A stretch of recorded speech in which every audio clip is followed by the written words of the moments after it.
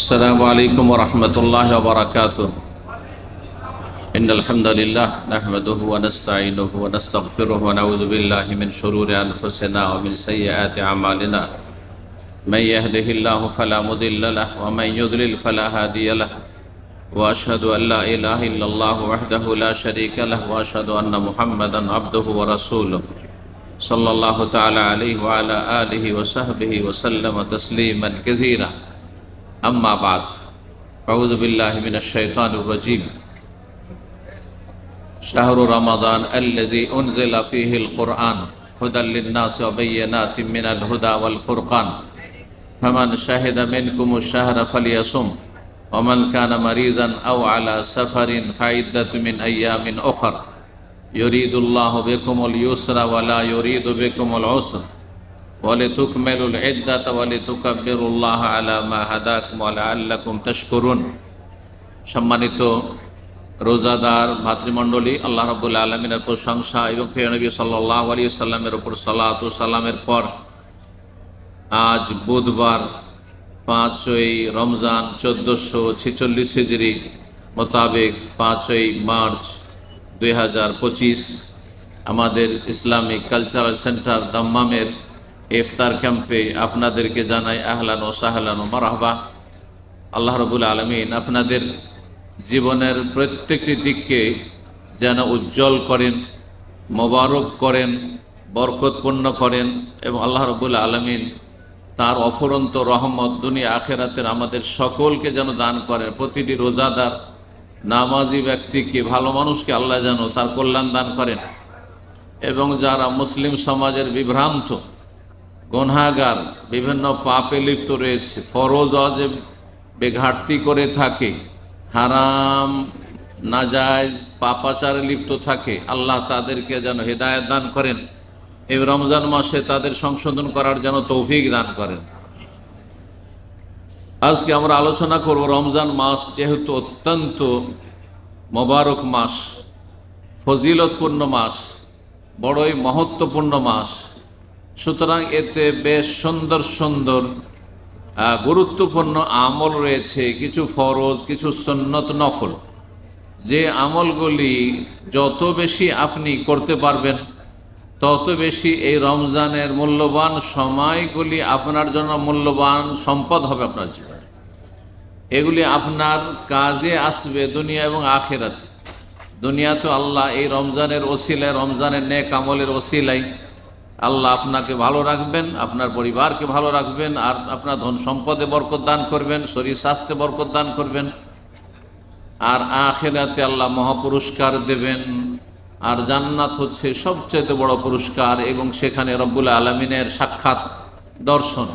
আল্লাহ রব্বুল আলমিন আমাদের সকলকে জান্নাতুল ফিরদৌস দান করেন এবং রব্বুল আলমিন তার রুইয়াত, তার দিদার, তার দর্শন আমাদেরকে দান করেন। দুনিয়া এবং আখিরাতের সার্বিক নিয়ামত দান করেন, নিয়ামতের শুকরিয়া আদায়ের তৌফিক দান করেন। আল্লাহর দানগুলি, নিয়ামতগুলিকে আল্লাহর সন্তুষ্টির কাজে, নেকির কাজে, ভালো কাজে লাগাবার তৌফিক দান করেন। আল্লাহর নিয়ামতকে, আল্লাহর দানকে হারাম কাজে, পাপের কাজে, আল্লাহর অসন্তুষ্টির কাজে লাগানো থেকে আল্লাহ আমাদেরকে বাঁচিয়ে রাখেন। আল্লাহ দান করেন আর আল্লাহর নিয়ামত দিয়ে আপনি পাপ করছেন, এটা বড়ই মন্দ আচরণ, বড়ই নেমক হারামি। ওমা বিকুম মিন নি'মাতিন ফামিন আল্লাহ, যা রব দিয়েছেন সব আল্লাহর পক্ষ থেকে সব নিয়ামত। যা কিছু নিয়ামত রয়েছে তোমার কাছে মাথা থেকে পা পর্যন্ত আপদামস্তক, আর তোমার চারপাশে যা নিয়ামত রয়েছে, তোমার ধন সম্পদ, তোমার পরিবার পরিজন, তোমার সুখের সামগ্রী, ফামিন আল্লাহ, সব আল্লাহর পক্ষ থেকে দিলেন আল্লাহ। আর এগুলি দিয়ে কেউ পয়সা দিয়ে পাপ করছেন, কেউ নিজের মেধা শক্তি দিয়ে পাপ করছেন, শিরক কুফরি আকীদা লালন পালন করছেন, নাস্তিকতা আর ধর্মনিরপেক্ষতার কুফরি লালন পালন করছেন, আর কেউ আপনার ইসলাম বিদ্বেষী, মুসলিম বিদ্বেষীটা লালন পালন করছেন, আর কেউ বিভিন্ন পাপে জড়িয়ে রয়েছেন। আল্লাহ রাব্বুল আলামিন শরীরে সুস্থতা দিয়েছেন আর এই সুস্থতার নিয়ামতকে হারাম কাজে লাগাচ্ছেন। ফরজ ওয়াজিবে আপনি কমতি করছেন অথবা ফরজ ওয়াজিবে অবহেলা করছেন, গুনাহ করছেন আপনার এই শরীরের সুস্থতা দিয়ে, এগুলি বড়ই নিমক হারামি করা, যেটা মানবতা বিরোধী কাজ। মানুষ যদি তার মালিককে চিনত, সত্যিকার অর্থে চিনত, তাহলে কোনো মানুষ আল্লাহর নাফরমান হইতো না, অবাধ্য হইতো না।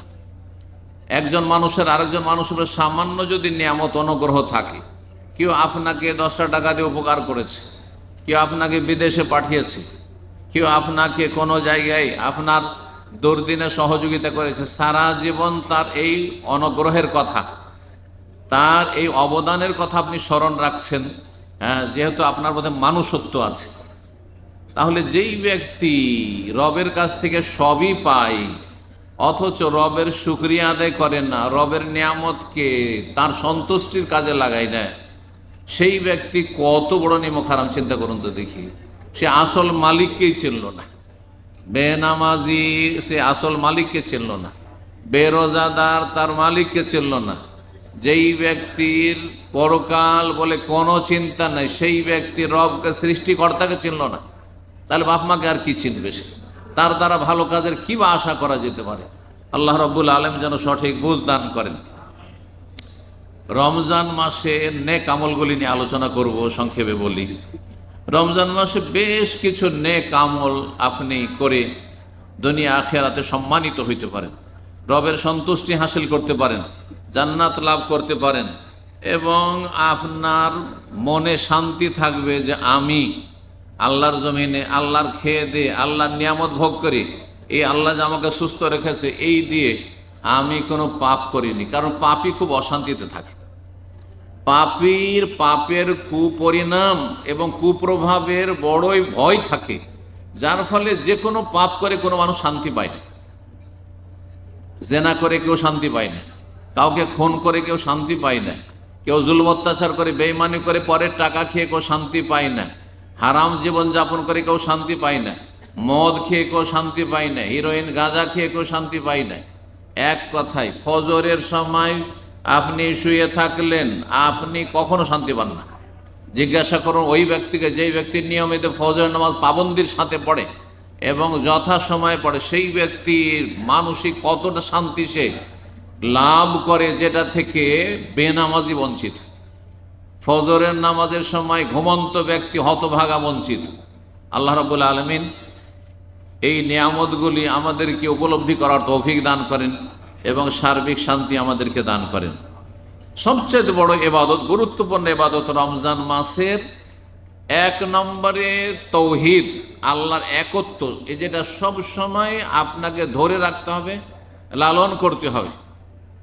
এক মুহূর্তের জন্য, 1 সেকেন্ডের জন্য তৌহিদবিহীন জীবনযাপন করা যাবে না, কারণ সেই মুহূর্তেই আপনার মরণের পরোয়ানা আসতে পারে। তাহলে আপনি কাফের হয়ে বললেন, আপনি চিরস্থায়ী জাহান্নামী।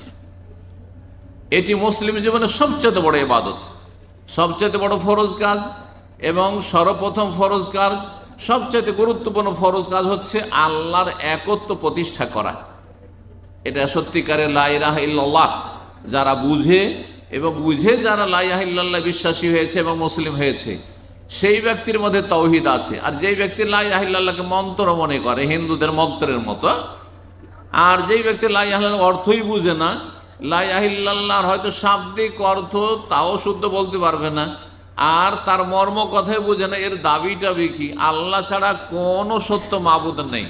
তার মানে আল্লাহ ছাড়া যা কিছুর ইবাদত উপাসনা কেউ করছে, কোথাও হচ্ছে, সেগুলিকে না করলাম বাতিল, সেগুলি বাতিল। ইল্লাল্লাহ, একমাত্র আল্লাহর ইবাদত হচ্ছে হক, চিরসত্য। যালিকা বিআন্নাল্লাহু হালাক ওয়া আন্না মা ইয়াদুনা মিন দুনিহিল বাতিল। আল্লাহ ছাড়া যা কিছুর উপাসনা হচ্ছে, যাকেই ডাকা হচ্ছে, যে কোনো কিছুর পূজা হচ্ছে, সমস্ত কিছু হচ্ছে বাতিল, আল্লাহ ঘোষণা করেছে। শিরকের ধর্ম আল্লাহ সৃষ্টিকর্তা কখনো নাযিল করেন।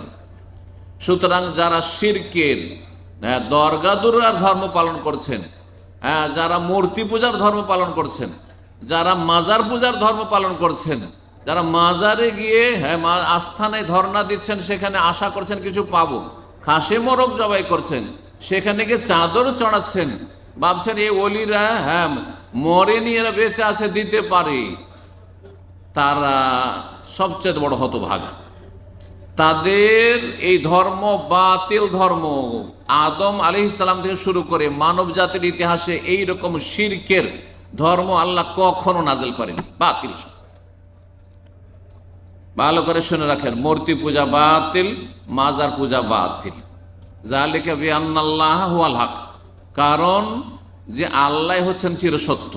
আল্লাহর ইবাদত ছাড়া কোনো কিছুর উপাসনা সব বাতিল। ঈসা আলাইহিস সালামের পূজা বাতিল, মারিয়ামের পূজা তৃতীয়বাদ খ্রিস্টানদের বাতিল। ভালো করে শুনে রাখেন, সবচেয়ে বড় ফরজ হচ্ছে তাওহীদ লা ইলাহা ইল্লাল্লাহ, এটা সবসময় ধরে রাখতে হবে। তারপরে স্থান হচ্ছে 5 ওয়াক্ত সালাতের, 5 ওয়াক্ত নামাজ ঠিক রাখতে হবে, কমপক্ষে 17 রাকাত নামাজ ঠিক রাখতে হবে। 17 রাকাতে কমতি হইলে ফেসে যাবেন, কোনো মুক্তির পথ নেই। জান্নাতের আশা বেনামাজি করিয়েন না, আল্লাহর রাস্তায় ভালো করে বলছি, খুব সহজ ভাষায় আমি কথা বলি যাতে করে সমস্ত স্তরের লোকেরা বুঝে যে বেনামাজি আপনি 17 জায়গায় 15 পড়বেন, শুধু ফজর পড়েন না আর জান্নাতের আশা করছেন, এই আশা আপনার নিরাশায় হতাশায় পরিণত হবে। এই আশা করিয়েন না, কমপক্ষে 17 রাকাত নামাজ পড়তে হবে বাধ্যতামূলক মুসলিম থাকার জন্য। তারপরে অন্যান্য আমল করেন, যত করবেন তত ভালো। আর তারপরে অন্যান্য আপনি সুন্নত পড়েন, তাহাজ্জুদ পড়েন, সালাতুদ দুহা, চাষ পড়েন, যা পড়বেন তাই পড়েন, নফল পড়তে হবে, কিন্তু আপনাকে 17 রাকাত পুরা করে দিতে হবে। এই দুটো কথা, তাওহীদ এবং 5 ওয়াক্ত নামাজ। তারপর রমজান মাসের বিশেষ সবচেয়ে গুরুত্বপূর্ণ ইবাদত, ফরজ ইবাদত হচ্ছে রমজান মাসের সিয়াম, রোজা, যা আল্লাহ ফরজ করেছে। রমজান মাসের যতগুলি ইবাদত রয়েছে তার মধ্যে গুরুত্বপূর্ণ ফরজ হচ্ছে, গুরুত্বপূর্ণ আমল হচ্ছে রমজান মাসের রোজা। আল্লাহ রাব্বুল আলামিন ইরশাদ করেছেন সূরা বাকারা 185-তে, ফামান শাহিদা মিনকুমুশ শাহরা ফালিয়াসুম, যেই ব্যক্তি রমজান মাস পেয়ে গেছে, সাবালক, হ্যাঁ, আর রোজা রাখতে কোনো রকমের শারীরিক বাধা নেই, অথবা শরীয়তে যেসব অজুহাতগুলি রয়েছে ওজোর গ্রহণযোগ্য সেগুলি নেই, মোসাফিরও নয় আর অসুস্থ নয়, ফালিয়াসুম, অবশ্যই সে রোজা রাখবে। আল্লাহ বলছেন অবশ্যই তাকে রোজা রাখতে হবে। এটা আল্লাহ ফরজ করেছেন, এই আয়াত দিয়ে রোজাকে ফরজ করেছেন রমজান মাসে। এই ছিল কোরআনে কারীমের দলিল। আর নবী সাল্লাল্লাহু আলাইহি সাল্লামের বহু হাদিস রয়েছে এই রমজানের রোজা সম্পর্কে, রোজার ফজিলত সম্পর্কে। ইসলামের 5টি খুঁটির 4র্থ খুঁটি স্তম্ভ হচ্ছে ওয়াসিয়াম ও রমজান, রমজান মাসের সিয়াম, রোজা পালন করা। জি, 29 হোক অথবা 30 হোক। রাসূলুল্লাহ সাল্লাল্লাহু আলাইহি ওয়াসাল্লাম প্রসিদ্ধ হাদিস, রমজান মাসের রোজার ফজিলত, কত বড় ফজিলত চিন্তা করুন। মান সামা রমজানা ঈমানান ওয়া ইহতিসাবান গুফিরা লাহু মা তাকাদ্দামা মিন যামবি, সহিহ বুখারী মুসলিমের হাদিস। যে ব্যক্তি রমজান মাসের সিয়াম পালন করে, রোজা রাখবে, রমজান মাসের রোজা রাখলো ঈমানান, আল্লাহর প্রতি বিশ্বাস নিয়ে, দেখা দেখি নয়, পরম্পরা নয়, সবাই রাখছে বাড়িতে, সবাই রাখছে সমাজে, আর আমরা মুসলমান রোজা রেখে থাকি তাই আমিও রাখছি, না না না, ওইসব ইবাদত হইল না। গতানুগতিক মানুষের দেখা দেখি কোনো কাজ করা, মানুষের কাছে কিছু পাবো বলে, মানুষকে খুশি করার জন্য, মানুষের ভয়ে, যদি দুনিয়ার কোনো এইরকম স্বার্থ থাকে তাহলে কোনো আমল আল্লাহর কাছে গ্রহণযোগ্য না। শিরক, আল্লাহর জন্য সেটা করলে না, মানুষের জন্য করলে না। ঈমান আর আল্লাহর প্রতি বিশ্বাস নিয়ে যে আল্লাহ রোজাকে ফরজ করেছেন তাই রোজা রাখছি, ওয়াহতিসাবান, এবং রবের কাছে নেকির আশায় যে এর মহা পুরস্কার আল্লাহর কাছে আমি পাবো, সেই জন্য রোজা রাখছি। দুনিয়াতে কে আমাকে ভালো বলবে, কে আমাকে মন্দ বলবে রোজা না রাখলে, আর রোজা রাখলে কে খুশি হবে, হ্যাঁ, ইত্যাদি ইত্যাদি। আমি অনুকূল অবস্থায় আছি না প্রতিকূল অবস্থায় আছি, আশেপাশে মুসলিমরা আর আছে, কেউ আছে না আমি একাই শুধু, এইসব দেখা দেখি না। ঈমান আর আল্লাহর প্রতি ঈমান নিয়ে এবং নেকির আশায় যে ব্যক্তি রোজা রাখবে ইখলাসের সাথে, গুফিরা লাহু মা তাকাদ্দামা মিন যামবিহি, তার অতীতের গুনাহগুলি ক্ষমা করে দেওয়া হবে। বলো সুবহানাল্লাহ। চিন্তা করুন, অতীতের সাগীরা ছোট গুনাহ মাফ করে দেওয়া হবে এই ফরজ নেক আমলের মাধ্যমে। 30টা 29টা রোজা রাখলেন, অতীতের সারা জীবনে যত সাগীরা গুনাহ সব মাফ। কাবিরা গুনাহ 70-এর মতো আছে বা 70-এর একটু বেশি আছে। এই বড় গুনাহ যেগুলোতে শাস্তির কথা দুনিয়া আখিরাতে বলা হয়েছে হাদিসে, এগুলো হচ্ছে কাবায়ের, কাবিরা গুনাহ। কাবিরা গুনার জন্য তওবা করতে হবে যে আমি গুনাহ বন্ধ করলাম, আল্লাহ তুমি মাফ করো। রোজা রাখলাম, গুনাহটা বন্ধ করে দিলাম, আর গুনাহ করব না, পাপ করব না, আমি খুব লজ্জিত অনুতপ্ত, আগামী যেন প্রতিজ্ঞা করছি আল্লাহ মাফ করে দাও, কাবিরাও মাফ হবে। কিন্তু তওবা না করলে মাফ হবে না। আপনি অহরহ ফজর ছাড়তে থাকবেন আর রোজা রাখবেন অতীতের গুনাহ মাফ, রোজা রাখবেন অতীতের গুনাহ মাফ, এটা হবে না। হ্যাঁ, আপনি হারাম খেতে থাকবেন, হারাম ব্যবসা করতে থাকবেন, আর হারাম উপার্জন করতে থাকবেন, আর জুলুম অত্যাচার করতে থাকবেন, অন্যায় করতে থাকবেন, বেঈমানি করতে থাকবেন, বিভিন্ন পাপে জড়িয়ে থাকবেন, কাবিরা গুনাহ করতে থাকবেন, সুদ খাবেন, ঘুষ খাবেন, আর বলবেন যে আমি তো রোজা রাখছি, সব গুনাহ মাফ, না, মাফ হবে না। কাবিরা গুনাহ থেকে তওবা করে ফিরে আসতে হবে, অর্থাৎ গুনাহগুলি বন্ধ করতে হবে। আল্লাহ তৌফিক দান করেন। এই রমজান মাসে আল্লাহ রাব্বুল আলামিন আমাদেরকে তওবাকারীর দলে শামিল করেন। তায়েবিন, আওয়াবিন, যারা আল্লাহভিমুখী, আল্লাহর দিকে যারা ফিরে আসে। অসংখ্য মানুষের রমজান মাসে আল্লাহর দিকে ফিরে আসছে, বিভিন্ন গুমরাহি থেকে, আকীদার গুমরাহি থেকে, আমলের গুমরাহি থেকে, বিভিন্ন পাপ থেকে। আল্লাহ রাব্বুল আলামিন তাদের দলে শামিল করে আমাদেরকে অগ্রগামী মুমিন বান্দা হিসেবে আল্লাহ যেন কবুল করেন। তো রমজান মাসে রোজা রাখলে এই ফজিলত রয়েছে। 2 নম্বর আমল, যেটি সুন্নাত কিন্তু অত্যন্ত গুরুত্বপূর্ণ সুন্নাত, এবং সেটি বিশেষভাবে রমজানে তার অনেক বেশি গুরুত্ব, সেটা হচ্ছে তারাবির সালাত, সালাতুত তারাবি, তারাবির নামাজ। এই তারাবির নামাজ রমজান মাসে এর নাম তারাবিহ, আর অন্য মাসে এটির নাম তাহাজ্জুদ। একই নামাজের বিভিন্ন নাম, আলাদা নয়। আমাদের দেশে অধিকাংশ ওই সব সমাজে, যেসব সমাজে ইসলামের সঠিক মেসেজ যায়নি, ভুল মিশানো ইসলাম পৌঁছেছে, ভুল ধারণা ইসলামের বিভিন্ন মাসলা মাসাইল সম্পর্কে রয়েছে, তারা মনে করে যে তারাবি আলাদা, তাহাজ্জুদ আলাদা। তাদের এই সম্পর্কে জ্ঞানের শোচনীয়তা রয়েছে, সঠিক তথ্য তারা উদ্ঘাটন করতে পারেনি। তাদের বড় বড় আইম্মায়ে কেরাম, ওলামায়ে কেরাম স্বীকার করেছেন যে যেই নামাজ তারাবি, সেই নামাজের অপর নাম হচ্ছে তাহাজ্জুদ। এই জন্য দেখেন তারাবির নামাজের সংখ্যা হচ্ছে 8-3-11 রাকাত, আর তাহাজ্জুদ গোটা বছর 8-3-11। পার্থক্য হচ্ছে রমজান মাসে জামাত সহকারে পড়াটা ভালো, আর অন্য মাসে তাহাজ্জুদ পড়বেন যত গোপনে একা একা পড়বেন, অথবা আপনার পরিবারকে না আপনার ঘরে পড়বেন নির্জনে, তত বেশি ভালো। কিন্তু একই নামাজের বিভিন্ন নাম, বরং হাদিসে 5টি নাম এর উল্লেখ করা হয়েছে। এর নাম হচ্ছে তারাবি, এর নাম হচ্ছে তাহাজ্জুদ, এরই নাম হচ্ছে কিয়ামুল লাইল, এর নাম হচ্ছে রমজানে হলে কিয়ামে রমজান, এর 5 নম্বর নাম হচ্ছে সালাতুল লাইল, রাতের নামাজ। রাতের নামাজ, রাতের কিয়াম গোটা বছরকে শামিল, আর যখন কিয়ামে রমজান বলে রমজান মাসের কিয়াম মানে রমজান মাসের তারাবি। এই নয় যে শেষ রাতে পড়লে কিয়ামের নামাজ পড়লাম, আর এই রাতে এসা পরে পড়লে তারাবি পড়লাম।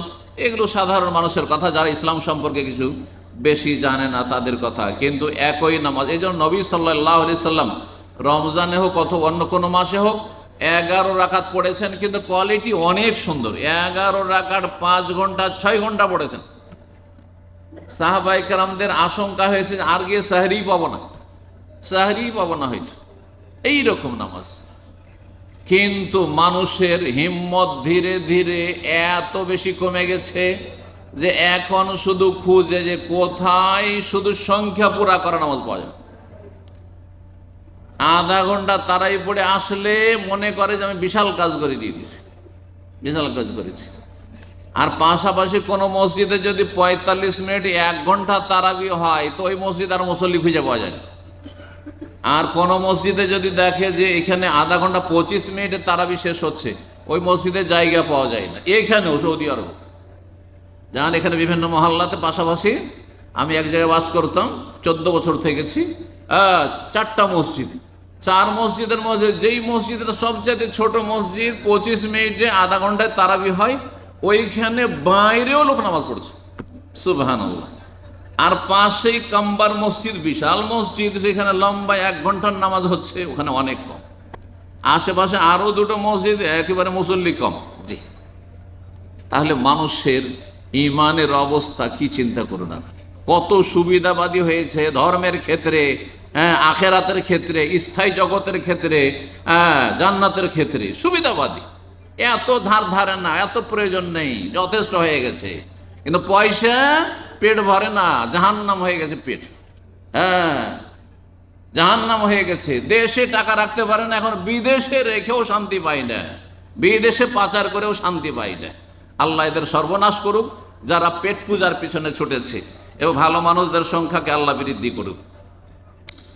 তো তারাবির নামাজ অত্যন্ত গুরুত্বপূর্ণ নামাজ। এর ফজিলত, যদিও কাজটি সুন্নাত, কিন্তু এর ফজিলত সেম রোজা রাখার ফজিলত। সহিহ বুখারী মুসলিমের হাদিসে সেই হাদিসের দ্বিতীয় অংশ বলছে রাসূলুল্লাহ সাল্লাল্লাহু আলাইহি ওয়াসাল্লাম, ওয়ামান কামা রমাজান ঈমানান ওয়া ইহতিসাবান গফিরা লাহু মা তাকাদ্দামা মিন যামবিহি। যে ব্যক্তি রমজান মাসে আল্লাহর প্রতি ঈমান নিয়ে এবং নেকির আশায় তারাবি পড়বে, কিয়ামে রমজান করবে, তার অতীতের গুনাহগুলি মাফ করে দেওয়া হবে। একই ফজিলত, কিন্তু তারাবির সাথে রোজার কোনো সম্পর্ক নেই। এই জন্য বলছি, আমাদের সমাজের অনেক মানুষ ভুল ধারণা রাখে যে তারাবি না পড়তে পারলে রোজা হবে না। এটা একেবারে মূর্খতা, জাহালাত। তারাবি আলাদা নামাজ, সুন্নত নামাজ। সুন্নত করতে পারলে না সে যে রোজাই হবে না, এটা কোন মূর্খামি হইল? সুতরাং ভালো করে শুনে রাখেন, রোজা ফরজ আলাদা ইবাদত, আর তারাবি সুন্নাত নবী সাল্লাল্লাহু আলাইহি ওয়াসাল্লামের সেটি আলাদা ইবাদত। তারাবির ফজিলত বড়ই গুরুত্ব রয়েছে, বড়ই ফজিলত রয়েছে, যেমন রোজা রমজানের বড়ই ফজিলত রয়েছে। আল্লাহ রাব্বুল আলামিন যেন আমাদেরকে নিয়মিত তারাবিগুলো সুন্দর করে আদায়ের তৌফিক দান করেন, এবং তার সাথে আল্লাহ রাব্বুল আলামিন যেন আমাদেরকে গোটা বছর তাহাজ্জুদ গুজার হওয়ার তৌফিক দান করেন।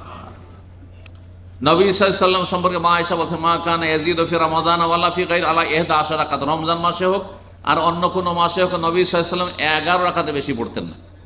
স্পষ্ট হাদিস, রমজান মাসে 11 পড়তেন আর অন্য মাসে 11 পড়তেন। কিন্তু ইউসাল্লি আরবান, প্রথম 2 করে যে 4 পড়তেন, ফালা তাসআল আন হুসনিহিন্না ওয়া তুলিহিন্না, এত দীর্ঘায়িত করতেন, এত সুন্দর করে নামাজ পড়তেন যে জিজ্ঞাসাই করো না যে কত লম্বা হইতো আর কত সুন্দর হইতো, মানে এত সুন্দর করে পড়তেন। তো ওই রকম দীর্ঘ সময় ধরে 2 রাকাত নামাজে ধরেন 2 ঘন্টা লাগিয়ে দেওয়া, এটি রাসূলুল্লাহ সাহাবায়ে কেরামদের বৈশিষ্ট্য ছিল, ঈমান ছিল, জজবা ছিল। কিন্তু আজকালকার মানুষের পক্ষে সম্ভব নয়, যার ফলে কিছু লোকেরা সংখ্যা বাড়িয়েছে। কিন্তু সেটা সংখ্যা বাড়িয়ে 20 তারাবি, এটা মন গড়া কথা, এটি জাল কথা। নবী সাল্লাল্লাহু আলাইহি ওয়াসাল্লাম জীবনেও 20 রাকাত তারাবি পড়েননি। ভালো করে শুনুন, নবী সাল্লাল্লাহু আলাইহি ওয়াসাল্লামের খোলাফায়ে রাশিদিন আবু বকর, ওমর, ওসমান, আলী তারাও 20 পড়েননি। বরং উমর রাদিয়াল্লাহু তাআলা আনহু যখন 30 দিনের জামাত করার নির্দেশ দিলেন, মুয়াত্তা মালিকের সহিহ হাদিস, উবাই ইবনে কাব সাহাবী হাফেজে কোরআন, আলেমে দ্বীনকে, কারি সাহেবকে এবং তামিম দারি 2 কারিকে, তাদেরকে বললেন যে আইয়াকুম আলিন নাসে বে 11 রাকাতান, 11 রাকাত যেন পড়ায় তারা। তো উমর রাদিয়াল্লাহু তাআলা আনহুর নির্দেশ ছিল, ফরমান ছিল যে 11 রাকাত, এটি উমর রাদিয়াল্লাহু তাআলা সুন্নাত। সুতরাং আমাদের দেশের সোশ্যাল মিডিয়াতে অথবা টিভিগুলিতে ভুল তথ্য কিছু আলেমরা দিয়ে থাকে, বলে যে উমর রাদিয়াল্লাহু তাআলা 20 রাকাত সুন্নাত। এটাও ভুল কথা, এটাও ভুল কথা। ভালো করে শুনুন, উমর রাদিয়াল্লাহু তাআলা সুন্নত 20 নয়, তবে ধীরে ধীরে সংখ্যা বাড়াইতে শুরু করেছে ব্যক্তি পর্যায়ে। লোকেরা কেউ 20 পড়তো, কেউ 30 পড়তো, কেউ 36 পড়তো, কেউ 41 পর্যন্ত পড়তো বেতর সহ। তাবেঈনদের যুগে কেউ সেটা ব্যক্তি আমল। আপনি 100 পড়তে পারেন, সারা রাত আপনি 100 রাকাত পড়েন, তাতে অসুবিধা কি? কোনো অসুবিধা নেই। আপনি 40 পড়েন, আপনি 60 পড়েন, কোনো অসুবিধা নেই। তারপরে শেষখানে এক পড়ে নেন, বেতর পড়ে নেন।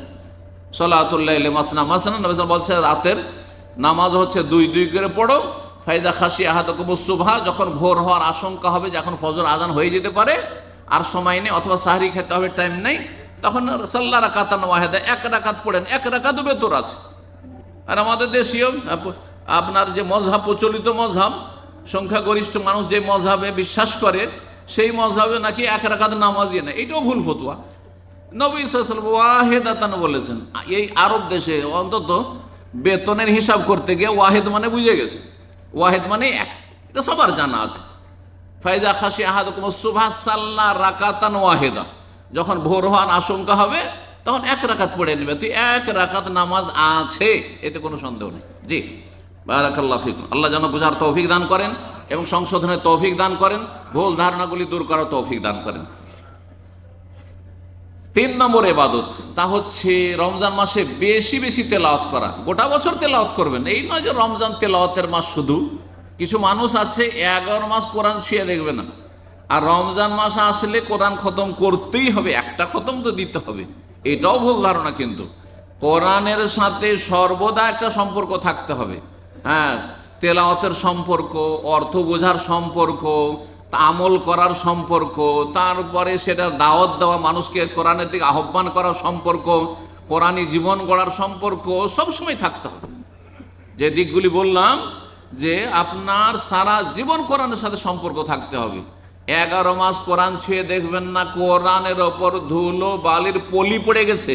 হ্যাঁ, আর তারপরে রমজান আসছে তখন ঝেড়ে ঝেড়ে সাফ করে কোরআন নিয়ে বসছেন। এটা ইসলামী তরিকা নয়, এটা নবী সাহাবায়ে কেরামদের আদর্শ নয়, এটা তাবিন তাবা তাবিন আদর্শ নয়, এটা ভালো মুসলিমের চরিত্র নয়। ভালো মুসলিমের সম্পর্ক কোরআনের সাথে সব সময় থাকবে, সকাল বিকাল থাকবে তেলাওয়াতের, এবং কোরআন বোঝার চেষ্টা করবে, কোরআনের দিকে দাওয়াত দেওয়ার চেষ্টা করবে, কোরআনের বাস্তবায়নের চেষ্টা করবে, এবং কোরআনের শিক্ষার প্রচার প্রসার হোক, এবং কোরআনের অনুসারীরা শক্তিশালী হোক, পৃথিবীতে প্রতিষ্ঠিত হোক, এর জন্য সার্বিক চেষ্টা করবে। এই হচ্ছে কোরআনী জীবন। আল্লাহ যেন বোঝার তৌফিক দান করেন। তো কোরআনে কারীম বিশেষভাবে রমজান মাসে পাঠ করবেন, কারণ রমজান মাস হচ্ছে শাহরুল কোরআন, কোরআনের মাস। রমজান মাসে কোরআন নাযিল হওয়া শুরু হয়েছে। রমজান মাসে জিবরাইল আলাইহিস সালাম রাসূলুল্লাহ সাল্লাল্লাহু আলাইহি ওয়াসাল্লামের কাছে আসতেন প্রত্যেক রাতে, এশা পরে চলে আসতেন, আর ফজর আগ পর্যন্ত দীর্ঘ সময় জিবরাইল অবস্থান করতেন, আর নবী সাল্লাল্লাহু আলাইহি সাল্লামের কোরআন শুনতেন, শুনতেন। কানা ইউআরিযুল কোরআন, জিবরাইল আলাইহিস সালামকে প্রত্যেক রাতে কোরআন শোনাতেন, দৌড় করতেন, আমাদের দেশের হেফজখানার ভাষায় মোরাজা করতেন, রিভাইজেশন করতেন। জি, এইভাবে নবী সাল্লাল্লাহু আলাইহি সাল্লাম সারা রাত কোরআনের সাথে কাটাতেন, জিবরাইল আলাইহিস সালামের সাথে বসে। সুতরাং রমজান মাস হচ্ছে কোরআনের মাস। সালাফে সালেহিনগণ, সাহাবায়ে কেরাম, তাবেঈন কোরআনে কারীমকে সময় দিতেন রমজান মাসে। ইমাম জোহরি রাহিমাহুল্লাহ প্রখ্যাত তাবেঈ এবং অসংখ্য সাহাবায়ে কেরামদের সিনিয়র ছাত্র, তার আমল ছিল ইজা দাখালা রমজান, তিনি বড় মুহাদ্দিস ছিলেন। হাদিসের কিতাবে জোহরি, ইমাম জোহরি রাহিমাহুল্লাহ খুব বড় মুহাদ্দিস। যখন রমজান মাস আসতো তখন তিনি হাদিস চর্চা ছেড়ে দিতেন, হাদিসের পড়াশোনা ছেড়ে দিতেন, হাদিসের শিক্ষা দেওয়া ছেড়ে দিতেন। হাদিস নিজেও মুখস্থ করতেন না এবং হাদিসের শিক্ষাও দিতেন না ছাত্রদেরকে।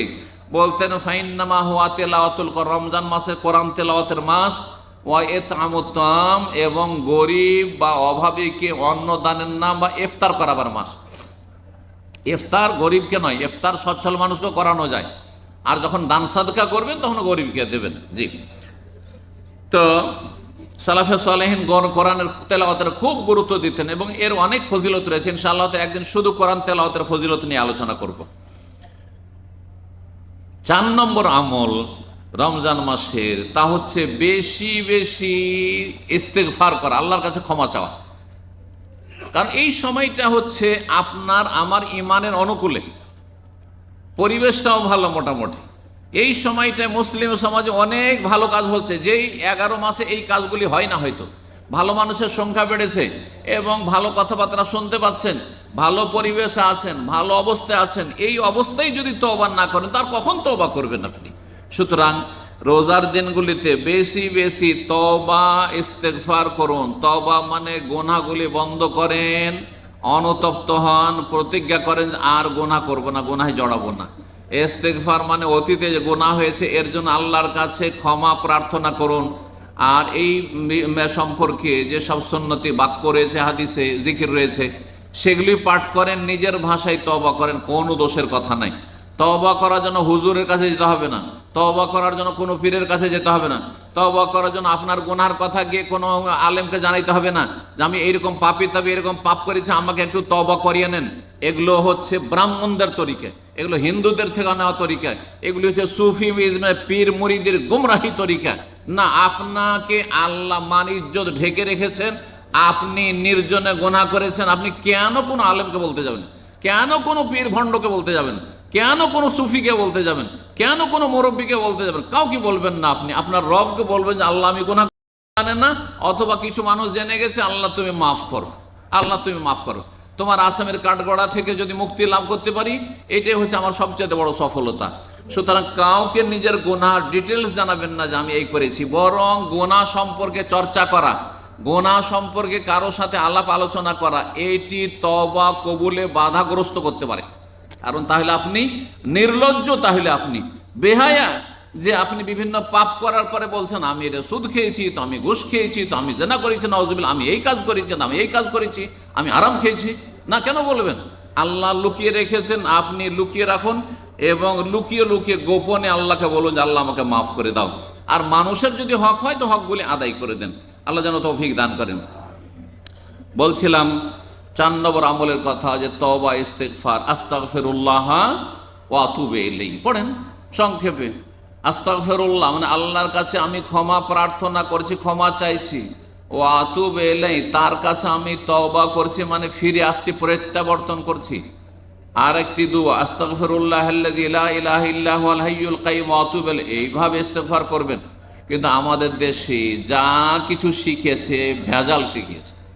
আমাদের দেশে ছোটকাল থেকে এই তওবা ইস্তিগফারের দোয়া বড় বড় আলেম বক্তারা কি পড়াইতো?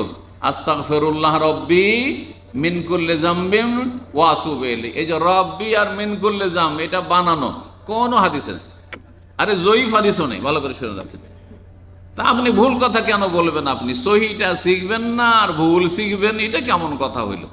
নবী সাল্লাল্লাহু আলাইহি সাল্লামের যেগুলো মোবারক বাণী, সেগুলোতে বরকত আছে, সেগুলি পাঠ করেন, আপনি সেগুলি মুখস্থ করেন, অথবা নিজের ভাষায় বলেন আল্লাহ আমাকে মাফ করে দাও, আল্লাহ আমি তওবা করছি, আমি অনুতপ্ত লজ্জিত আল্লাহ। আপনি কান্নাকাটি করেন আল্লাহর সামনে, নিজের ভাষাতে করেন আপনি, তাহলে আপনার জীবনে পরিবর্তন ঘটবে। কিন্তু এই আপনি গদ বাঁধা আপনি তওবা ইস্তিগফার পাঠ করবেন, সেটা আবার নবীরও না, কোনো সাহাবীরও না, আপনার কোনো মুরব্বীরা শিখিয়েছে, তা আরবিতে শিখাবার দরকারটা কি? তাই কেন আরবিতে শিখাতে যাও, বানিয়ে আরবিতে শিখাতে যাব?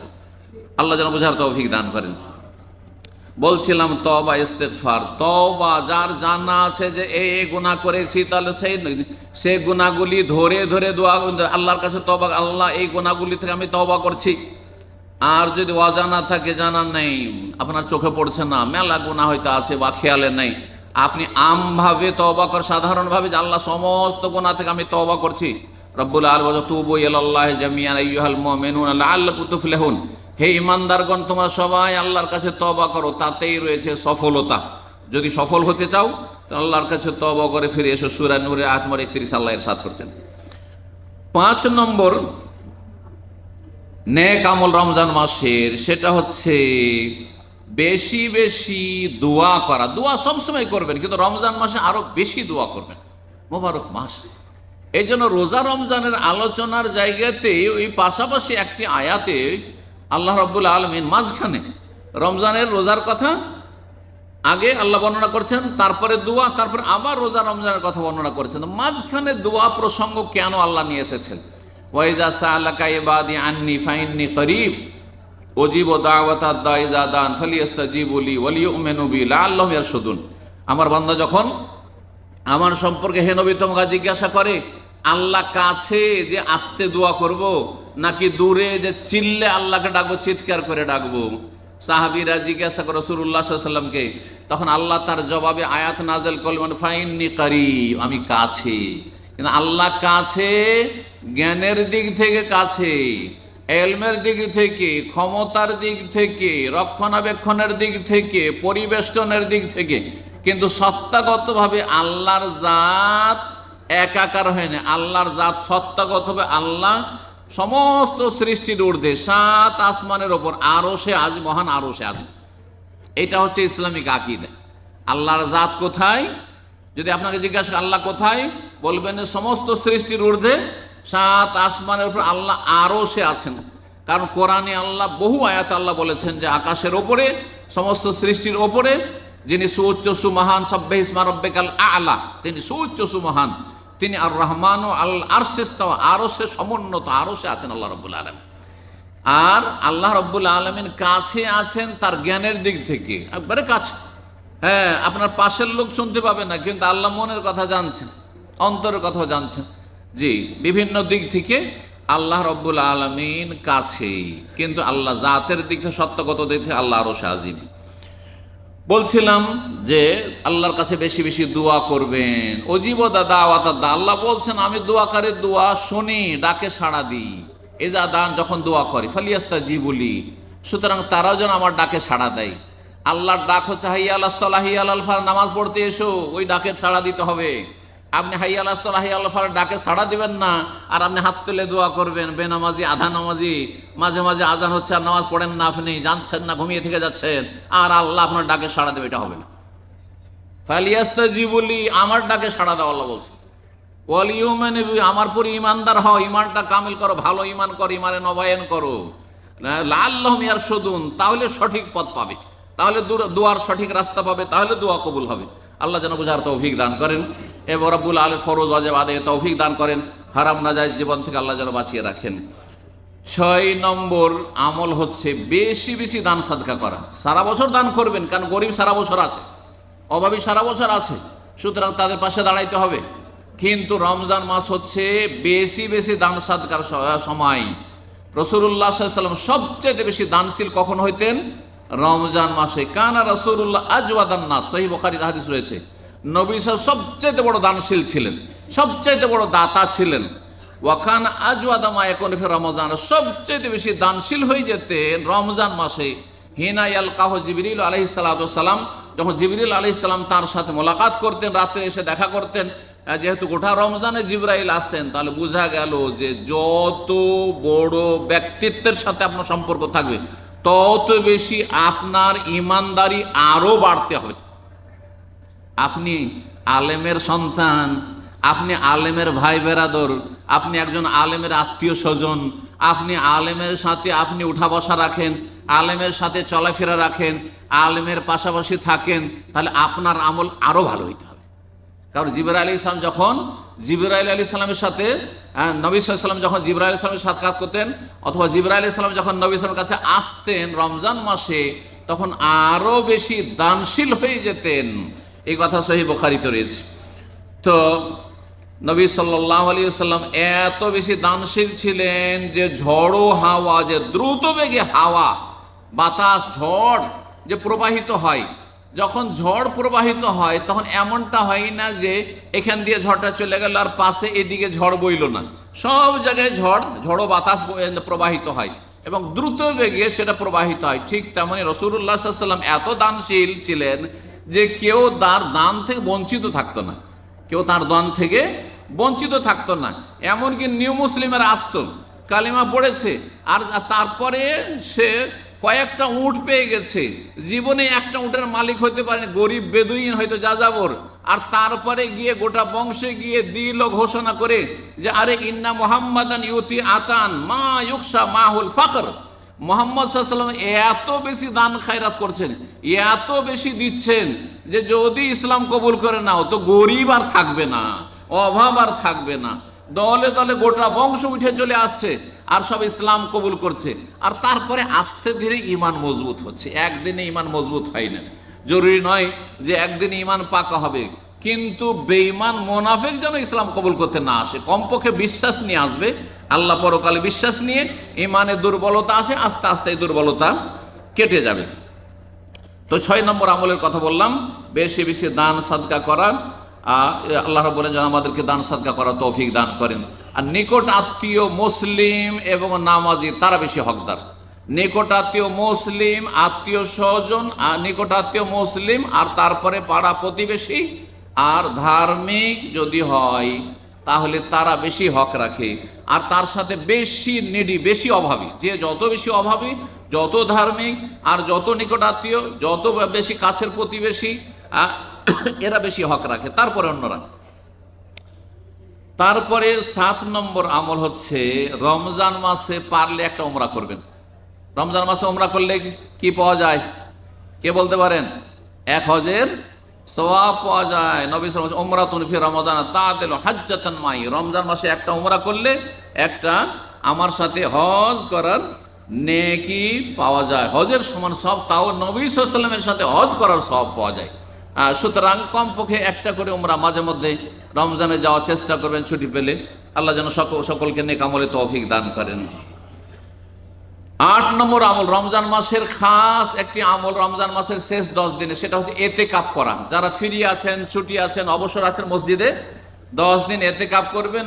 আর মসজিদে হারাম বা মসজিদে নববী বা মসজিদে আকসা, এই 3টি মসজিদের এতেকাফ বেশি উত্তম। এছাড়া যদি এতেকাফ করতে হয় তাহলে পুরুষদেরকে জুমা মসজিদে এতেকাফ করতে হবে, আর মহিলারা ওক্তিয়া মসজিদে এতেকাফ করে। মহিলারা আমাদের দেশে মুসাল্লায় যায় নামাজে বসে নিজের ঘরের কোনায় এতেকাফ করে, এটা বেদাত, এটা জায়েজ নয়। এই ভুলটা সংশোধন করে। আমাদের দেশে অনেক মুরব্বী মহিলারা আছে, আর তারাও বাড়িতে মুসাল্লায় কোনাতে বসে গেছে, আর তারপরে সেখানে ঘরের মধ্যে এতেকাফ করছে, এটা জায়েজ নয়, এর কোনো প্রমাণ নেই। 9 নম্বর রমজান মাসের বিশেষ আমল, সেটি হচ্ছে লাইলাতুল কাদার তলাশ করা। শেষ 10 দিন জাগার চেষ্টা করে গোটা রাত, আর বিশেষ করে শেষ 10 দিনের যে বেজোড় রাতগুলি রয়েছে 21, 23, 25, 27, 29, এই রাতগুলিতে লাইলাতুল কাদার তলাশ করবেন। একটা লাইলাতুল কাদার যদি পেয়ে যান তাহলে 83 বছর 4 মাসের নফল ইবাদতের চাইতে উত্তম। লাইলাতুল কাদের খায়রুম মিন আলফে, 1000 মাস অপেক্ষা উত্তম। 1000 মাসে হয়ে যায় 83 বছর 4 মাস। তাহলে একটা লাইলাতুল কাদার দিয়ে একটা মানুষের আয়ু 83 বছর সাধারণত হয় না, এতটা আপনি নেকি পেয়ে গেলেন। সুতরাং লাইলাতুল কাদার জাগার চেষ্টা করবেন, আল্লাহ যেন তৌফিক দান করেন। 10 নম্বর নেক আমল হচ্ছে লাইলাতুল কাদারের সাথে এই যে শেষ 10টি দিন অন্য প্রথম 10, দ্বিতীয় 10-এর চাইতে বেশি উত্তম। সুতরাং এই 10টি রাতে বেশি বেশি কঠোর পরিশ্রম করে ইবাদত করবেন, নেক আমল করবেন, লম্বা নামাজ পড়বেন, লম্বা দোয়া করবেন, জিকির আজকার করবেন, আল্লাহ যেন তৌফিক দান করেন। 11 নম্বর ইবাদত রমজান মাসে রোজাদারদেরকে ইফতার করানো। একজন রোজাদারকে ইফতার করালে যেই ব্যক্তি ইফতার করালো সেই ব্যক্তি যত লোক ইফতার করলো তাদের সওয়াব পেয়ে গেল। এই যে যারা এখানে ইফতার করাচ্ছে, খাবার দিচ্ছে, আমাদের সমান নেকি পাচ্ছে যত লোক এখানে ইফতার করছেন। এখানে আরেকটি কথা বলা ভালো, যেসব ভলেন্টিয়ার ভাইরা শ্রম দিয়ে মেহনত দিয়ে আপনাদেরকে ইফতার পরিবেশন করছেন, তারাও আপনাদের সমান নেকি পাবেন, কারণ আপনাদের তারা খেদমত করছেন। কেউ সময় দিয়ে, শ্রম মেহনত দিয়ে, কেউ টাকা পয়সা দিয়ে, ইফতারির খাবারের পয়সা দিয়ে নেকি নিচ্ছেন। ইনশাআল্লাহ তাআলা আমাদের যারা স্বেচ্ছাসেবক ভাইরা রয়েছেন, আল্লাহ আল্লাহ সন্তুষ্টির জন্য কাজ করছেন, আর আল্লাহর কাছে নেকির আশায় এই কাজ করে যাচ্ছেন, খেদমত আঞ্জাম দিয়ে যাচ্ছেন, তারা ইনশাআল্লাহ তাআলা রোজাদারের সমান নেকি পাবেন। আল্লাহ আমাদের নেকি কমিয়ে দেবেন না, বরং নিজের রহমত থেকে আল্লাহ রাব্বুল আলামিন দান করবেন। রমজান মাসের কয়টি হইল? 11টি হয়ে গেছে সম্ভবত। 12 নম্বর গুরুত্বপূর্ণ ইবাদত রমজানের শেষ দিকে যাকাতুল ফিতরা আদায় করতে হবে। ইনশাআল্লাহ তো ফিতরা সম্পর্কে আমরা বিস্তারিত আলোচনা করব। আর তারপরে 13 নম্বর ইবাদত হচ্ছে ঈদুল ফিতর। রমজান যখন শেষ হয়ে যাবে তখন ঈদুল ফিতর এবং ঈদুল ফিতরের সালাত আদায় করা, এই ইবাদতগুলি রমজানের সাথে সম্পর্কিত রয়েছে। আল্লাহ রাব্বুল আলামিন এই সমস্ত আমল করার তৌফিক দান করেন। আর একটি ইবাদত বলে দিই তাহলে 14 নম্বর, সেটি হচ্ছে বেশি বেশি জিকির আজকার করবেন। জিকির এমন একটি গুরুত্বপূর্ণ ইবাদত যে সবচাইতে বেশি করে করতে বলেছে, উযকুরুল্লাহ যিকরান কাসীরা, খুব বেশি বেশি আল্লাহকে স্মরণ কর। কিন্তু সুন্নতি জিকির হইতে হবে, অসম্পূর্ণ বাক্যের জিকির হবে না, আল্লাহু জিকির হবে না, ইল্লাল্লাহ জিকির হবে না, হু হু জিকির হবে না। এরা সমস্ত গুমরাহ পথভ্রষ্ট। যারা ইল্লাল্লাহ ইল্লাল্লাহ জিকির করে, আল্লাহু আল্লাহু জিকির করে, হু হু হু জিকির করে, ছয় লতিফার জিকির করে, ফাস আনফাসের জিকির করে, সমস্ত গুমরাহ পথভ্রষ্ট এরা। ভালো করে শুনে রাখেন। তাহলে জিকির কি করতে হবে? সুবহানাল্লাহ, আলহামদুলিল্লাহ, লা ইলাহা ইল্লাল্লাহ, আল্লাহু আকবার, লা হাওলা ওয়ালা কুওয়াতা ইল্লা বিল্লাহ, আস্তাগফিরুল্লাহ। এইভাবে পূর্ণাঙ্গ বাক্যের জিকির করবেন, যেমন রাসূলুল্লাহ সাল্লাল্লাহু আলাইহি ওয়াসাল্লাম সাহাবায়ে কেরামগণ জিকির করেছেন। আল্লাহ রাব্বুল আলামিন যেন আমলের তৌফিক দান করেন, গুনাহ খাতা মাফ করেন। এবং ইফতারির সময় কাছে এসছে, আপনারা আজান হয়ে গেছে, ইফতার করেন, বিসমিল্লাহ বলে শুরু করেন, ডান হাতে পান করেন। আল্লাহ রাব্বুল নেক আমলে তৌফিক দান করেন। ওয়া জাযাকুমুল্লাহু খাইরান ওয়া সাল্লাল্লাহু ওয়া সাল্লাম নবিয়ানা মুহাম্মদ ওয়া আলা আলিহি ওয়া সাহবিহি আজমাইন।